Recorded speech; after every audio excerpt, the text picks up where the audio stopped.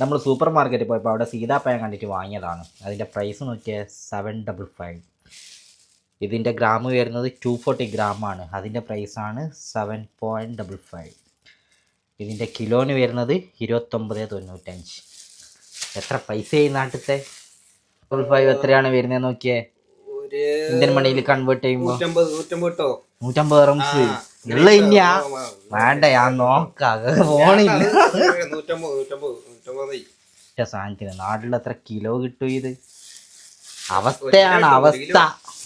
1 kilo കിട്ടൂലേ? ഇവിടെ കിട്ടിയത് ഇതാ 1 കിലോ എന്ന് പറഞ്ഞാൽ ഇതൊരു 240 ഗ്രാമാണ്. 240 ഗ്രാം. ഇനി ഇത് കെട്ടതും കൂടിയാണെങ്കിൽ പൊളിക്കൂ. നാട്ടുകാരെ എല്ലാരും നോക്കുകയാണേ. ഇവിടത്തെ കഷ്ടപ്പാട് എന്താന്ന് നിങ്ങൾ കാണണം. ഇതാണ് ഇത്രയേ ഉള്ളൂ. ഇത്രയേ ഉള്ളൂ. ചെറിയ സാധനം 240 ഗ്രാം ഉണ്ട്. പക്ഷെങ്കിൽ ഒന്നും കാണാനൊന്നുമില്ല. വളരെ ചെറുതാണ്. ഇനി നമുക്കിതൊന്ന് കഴുകുക.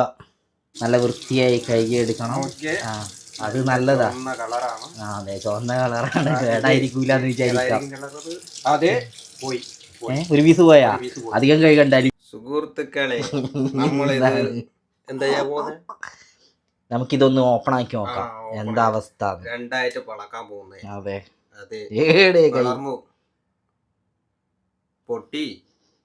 പൊട്ടിയില്ല. പച്ചയാണ്. പറ്റുന്നില്ല അല്ലേ?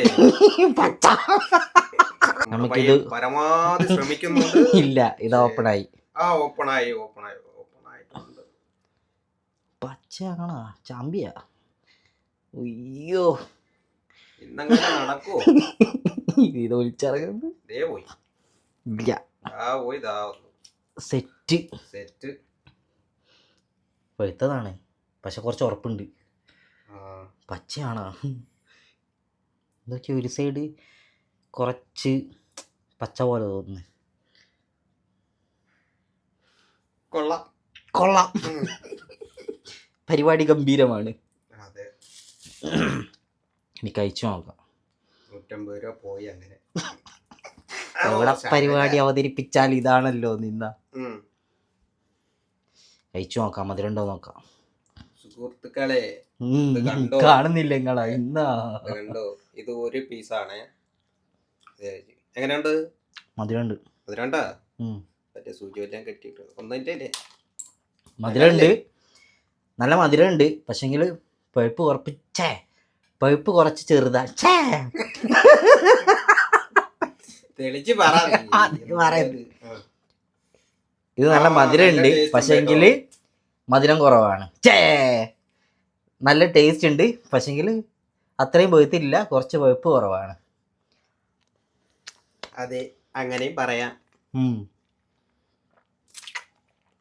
പക്ഷെ നല്ലതാണ് കേട്ടോ. ആരോഗ്യത്തിന് വളരെ നല്ല സാധനമാണ്. എല്ലാരും വാങ്ങി കഴിച്ചോ. പക്ഷെ പൈസ കുറച്ച് കൂടുതലാണ്. നല്ല മുടിയൊക്കെ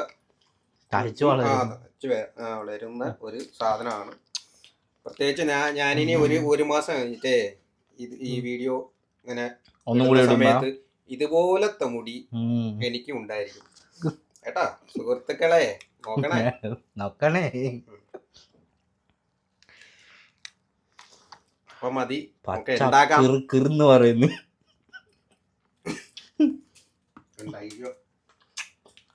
അപ്പൊ ഇനി അടുത്തത് പേച്ചം ഫ്രൂട്ടുമായിട്ട് വരാം.